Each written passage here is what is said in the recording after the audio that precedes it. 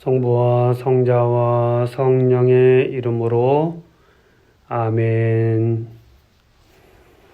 슬기로운 성경 통독에 오신 것을 환영합니다. 올해 성경 통독을 함께 하려고 이런 프로그램을 만들었고요. 신약 성경부터 읽고 있습니다. 지난번에 마르코복음 1장을 했고 이제 2장부터 읽겠습니다. 그 공관복음에 대해서 말씀을 드렸죠. 그래서 성경이 마테오복음, 마르코복음, 루카복음, 요한복음 이렇게 네 개의 복음서가 있는데 그 중에 마테오, 마르코, 루카는 보는 관점이 같다. 비슷한 내용들이 있다. 그래서 공관복음이라고 합니다. 그래서 겹치는 부분도 있고 또 다른 부분도 있고, 이 마르코복음을 전체적으로 보면 예수님을 그리스도요 하느님의 아들로 깨달아가는 과정을 여러 단계로 묘사하고 있습니다. 그래서 처음에는 예수님을 놀라운 인물, 가르치는 방식이나 내용이 율법학자들과는 달라서 사람들이 놀라워하면서 예수님을 특별한 인물로 알아보기 시작하는 그런 과정들이 먼저 나오고, 그리고 이제 예언자로 알아보는 구절이 나옵니다. 다시 살아난 예언자 요한 또는 엘리야, 또 예언자들 중에 한 분으로 여기게 되고, 메시아 하느님의 아들로 또 여기는 부분이 나와요. 차츰 이제 단계가 하느님께로 가는 것이죠. 제자들은 예수님을 하느님의 계시로 메시아요 하느님의 아들이라고 고백하는 그런 단계가 옵니다. 그리고 순환과 죽음을 겪고 부활할 사람의 아들로서 알아보고, 그리고 끝으로 이제 순환받는 하느님의 아들 메시아, 그리고 재림할 사람의 아들로서의 그 예수님을 이야기하게 되죠. 맨 마지막에 죽음을 목격한 그 백인 대장이 예수님이 누구신지를 고백하는 이런 단계로 가게 됩니다. 자, 아직은 이제 예수님이 누구인가 이 질문을 던지는 그런 단계죠. 2장, 마르코복음 2장입니다. 중풍병자를 고치시다. 며칠 뒤에 예수님께서는 다시 가파르나움으로 들어가셨다. 그분께서 집에 계시다는 소문이 퍼지자 문 앞까지 빈 자리가 없을 만큼 많은 사람이 모여들었다. 예수님께서는 그들에게 복음 말씀을 전하셨다. 그때 사람들이 어떤 중풍병자를 그분께 데리고 왔다. 그 병자는 4사람이 들것에 들고 있었는데 군중 때문에 그분께 가까이 데려갈 수가 없었다. 그래서 그분께서 계신 자리의 지붕을 벗기고 구멍을 내어 중풍병자가 누워있는 들것을 달아 내려보냈다. 예수님께서 그들의 믿음을 보시고 중풍병자에게 말씀하셨다. 얘야, 너는 죄를 용서받았다. 율법학자 몇 사람이 거기에 앉아있다가 마음속으로 의아하게 생각하였다. 이 자가 어떻게 저런 말을 할 수 있단 말인가? 하느님을 모독하는군. 하느님 한 분 외에 누가 죄를 용서할 수 있단 말인가? 예수님께서는 곧바로 그들이 속으로 의아하게 생각하는 것을 당신 영으로 아시고 말씀하셨다. 너희는 어찌하여 마음속으로 의아하게 생각하느냐? 중풍병자에게 너는 죄를 용서받았다 하고 말하는 것과 일어나 내 들것을 가지고 걸어가라 하고 말하는 것 가운데 어느 쪽이 더 쉬우냐? 이제 사람의 아들이 땅에서 죄를 용서하는 권한을 가지고 있음을 너희가 알게 해주겠다. 그러고 나서 중풍병자에게 말씀하셨다. 내가 너에게 말한다. 일어나 들것을 들고 집으로 돌아가거라. 그러자 그는 일어나서 곧바로 들것을 가지고 모든 사람이 보는 앞에서 밖으로 걸어 나갔다. 이에 모든 사람이 크게 놀라 하느님을 찬양하며 말하였다. 이런 일은 일찍이 본 적이 없다. 예수님을 처음 본 사람들에게 있어서 정말 놀라운 일이죠. 얘야, 너는 죄를 용서받았다. 들것을 들고 나가라. 예수님께는 다 쉬운 일입니다. 사람들에게는 어려운 일이겠죠. 레위를 부르시고 세리들과 함께 음식을 드시다. 예수님께서 다시 호숫가로 나가셨다. 군중이 모두 모여오자 예수님께서 그들을 가르치셨다. 그 뒤에 길을 지나가시다가 세관에 앉아있는 알페오의 아들 레위를 보시고 말씀하셨다. 나를 따라라. 그러자 레위는 일어나 그분을 따랐다. 예수님께서 그의 집에서 음식을 잡수시게 되었는데 많은 세리와 죄인도 예수님과 그분의 제자들과 자리를 함께 하였다. 이런 이들이 예수님을 많이 따르고 있었기 때문이다.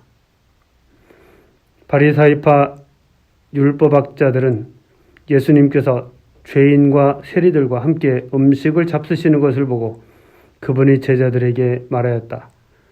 저 사람은 어째서 세리와 죄인들과 함께 음식을 먹는 것이요? 예수님께서 이 말을 들으시고 그들에게 말씀하셨다. 건강한 이들에게는 의사가 필요하지 않으나 병든 이들에게는 필요하다. 나는 의인이 아니라 죄인을 부르러 왔다. 그러게요. 죄인들 그리고 세리들 그 당시 사람들에게는 사실 거의 보이지 않는 그런 시야 밖의 사람들이었겠죠. 예수님의 시선에는 그들이 보이고 우리도 하느님의 시선을 가져야 되겠습니다. 단식 논쟁, 새 것과 헌 것. 요한의 제자들과 바리사이들이 단식하고 있었다. 사람들이 예수님께 와서 요한의 제자들과 바리사이의 제자들은 단식하는데 선생님의 제자들은 어찌하여 단식하지 않습니까? 하고 물었다. 예수님께서 그들에게 이르셨다. 혼인잔치 손님들이 신랑과 함께 있는 동안에 단식할 수야 없지 않으냐? 신랑이 함께 있는 동안에는 단식할 수 없다. 그러나 그들이 신랑을 빼앗길 날이 올 것이다. 그때에는 그들도 단식할 것이다. 아무도 새 천 조각을 헌 옷에 대고 깁지 않는다. 그렇게 하면 헌 옷에 기워된 새 헝겊에 그 옷이 당겨 더 심하게 찢어진다. 또한 아무도 새 포도주를 헌 가죽 부대에 담지 않는다. 그렇게 하면 포도주가 부대를 터뜨려 포도주도 부대도 버리게 된다. 새 포도주는 새 부대에 담아야 한다. 그러게요. 우리 하루하루 일어날 때마다 새로운 포도주와 같은 것입니다. 새로운 마음으로 시작을 하고 그리고 정말 하느님의 사람으로서 우리는 혼인잔치에 참여한 사람처럼 기쁘게 그리고 증거하면서 살아야 되겠죠. 제자들이 안식일에 밀 이삭을 뜯다. 예수님께서 안식일에 밀밭 사이를 질러 가시게 되었다. 그런데 그분의 제자들이 길을 내고 가면서 밀 이삭을 뜯기 시작하였다. 바리사이들이 예수님께 말하였다. 보십시오. 저들은 어째서 안식일에 해서는 안 되는 일을 합니까? 그러자 예수님께서 그들에게 말씀하셨다. 다윗과 그 일행이 먹을 것이 없어 배가 고팠을 때 다윗이 어떻게 하였는지 너희는 읽어본 적이 없느냐? 에브야타르 대사제 때 그가 하느님의 집에 들어가 사제가 아니면 먹어서는 안 되는 제사빵을 먹고 함께 있는 이들에게도 주지 않았느냐? 이어서 그들에게 말씀하셨다. 안식일이 사람을 위하여 생긴 것이지 사람이 안식일을 위하여 생긴 것은 아니다. 그러므로 사람의 아들은 또한 안식일의 주인이다. 그렇군요. 3장 안식일에 손이 오그라든 사람을 고치시다. 예수님께서 다시 회당에 들어가셨는데 그곳에 한쪽 손이 오그라든 사람이 있었다. 사람들은 예수님을 고발하려고 그분께서 안식일에 그 사람을 고쳐주시는지 지켜보고 있었다. 예수님께서 손이 오그라든 사람에게 일어나 가운데로 나와라 하시고 그들에게 말씀하셨다. 안식일에 좋은 일을 하는 것이 합당하냐? 남을 해치는 일을 하는 것이 합당하냐? 목숨을 구하는 것이 합당하냐? 죽이는 것이 합당하냐? 그러나 그들은 입을 열지 않았다. 그분께서는 노기를 띠시고 그들을 둘러보셨다. 그리고 그들이 마음이 완고한 것을 몹시 슬퍼하시면서 그 사람에게 손을 펴라 하고 말씀하셨다. 그가 손을 뻗자 그 손이 다시 성하여졌다. 바리사이들은 나가서 곧바로 헤로데 당원들과 더불어 예수님을 어떻게 없앨까 모의를 하였다. 바리사이는 이스라엘 사람들이고요.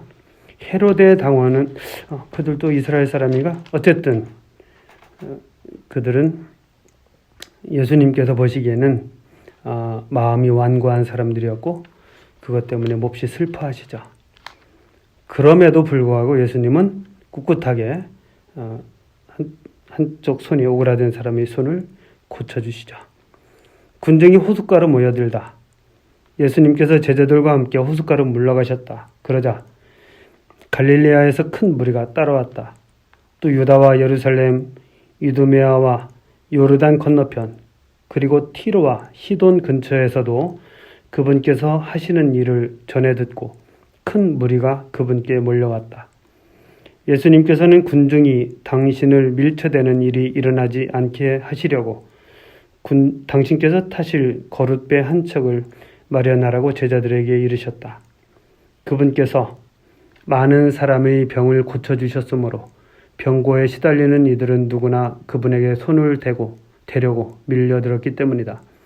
또 더러운 영들은 그분을 보기만 하면 그 앞에 엎드려 당신은 하느님의 아드님이십니다 하고 소리 질렀다. 그러나 예수님께서는 그들에게 당신을 사람들에게 알리지 말라고 엄하게 이르곤 하였다. 그러게요. 이 예수님께 사람들이 몰려오는 이유, 그거는 예수님께 매력이 있기 때문입니다. 우리가 복음을 선포할 때 매력이 있어야 돼요. 우리 자신도 매력이 있어야 되고 복음 자체가 가지고 있는 매력에 우리도 빠지고 또 그 매력을 사람들에게 전해주고 보여줄 수 있으면 좋겠죠. 12사도를 뽑으시다. 예수님께서 산에 올라가신 다음 당신께서 원하시는 이들을 가까이 부르시니 그들이 그분께 나아왔다. 그분께서는 12를 세우시고 그들을 사도라 이름하셨다. 그들을 당신과 함께 지내게 하시고 그들을 파견하시어 복음을 선포하게 하시며 마귀들을 쫓아내는 권한을 가지게 하시려는 것이었다. 이렇게 예수님께서 12를 세우셨는데 그들은 베드로라는 이름을 붙여주신 시몬, 천둥의 아들들이라는 뜻으로 보아네르게스라는 이름을 붙여주신 제베데오의 아들 야고보와 그의 동생 요한, 그리고 안드레아, 필립보, 바르톨로메오, 마테오, 토마스, 알페오의 아들 야고보, 타데오, 열혈당원 시몬, 또 예수님을 팔아넘긴 유다 이스가리옷이다. 예수님과 베엘제불. 예수님께서 집으로 가셨다. 그러자 군중이 다시 모여들어 예수님의 일행이은 음식을 들 수조차 없었다. 그런데 예수님의 친척들이 소문을 듣고 그분을 붙잡으러 나섰다. 그들은 예수님께서 미쳤다고 생각하였던 것이다. 한편 예루살렘에서 내려온 율법학자들이 그는 베엘제불이 들렸다고도 하고 그는 마귀 우두머리의 힘을 빌려 마귀들을 쫓아낸다고도 하였다. 그래서 예수님께서는 그들을 부르셔서 비유를 들어 말씀하셨다. 어떻게 사탄이 사탄을 쫓아낼 수 있느냐? 한 나라가 갈라서면 그 나라는 버티어내지 못한다. 한 집안이 갈라서면 그 집안은 버티어내지 못할 것이다. 사탄도 자신을 거슬러 일어나 갈라서면 버티어내지 못하고 끝장이 난다. 먼저 힘센 자를 묶어놓지 않고서는 아무도 그 힘센 자의 집에 들어가 재물을 털 수 없다. 묶어놓은 뒤에야 그 집을 털 수 있다. 내가 진실로 너희에게 말한다. 사람들이 짓는 모든 죄와 그들이 신성을 모독하는 어떠한 말도 용서받을 것이다. 그러나 성령을 모독하는 자는 영원히 용서를 받지 못하고 영원한 죄에 매이게 된다. 이 말씀을 하신 것은 사람들이 그를 더러운 영이 들렸다고 말하였기 때문이다. 그렇군요. 예수님의 참 가족. 그때 예수님의 어머니와 형제들이 왔다. 그들은 밖에 서서 사람을 보내어 예수님을 불렀다. 그번 둘레에는 군중이 앉아 있었는데 사람들이 예수님께 보십시오. 스승님의 어머님과 형제들과 누이들이 밖에서 스승님을 찾고 계십니다. 하고 말하였다. 그러자 예수님께서 그들에게 누가 내 어머니이고 누가 내 형제들이냐 하고 반문하셨다. 그리고 당신 주위에 앉은 사람들을 둘러보시며 이르셨다. 이들이 내 어머니고 내 형제들이다. 하느님의 뜻을 실행하는 사람이 바로 내 형제요, 누이요, 어머니다.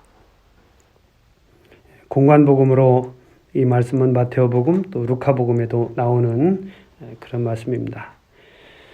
여러분들 잘 들으셨죠? 오늘 하루도 말씀과 함께 깨어있는 그런 신앙인으로서 기쁘게 살아가시기 바랍니다. 성부와 성자와 성령의 이름으로 아멘.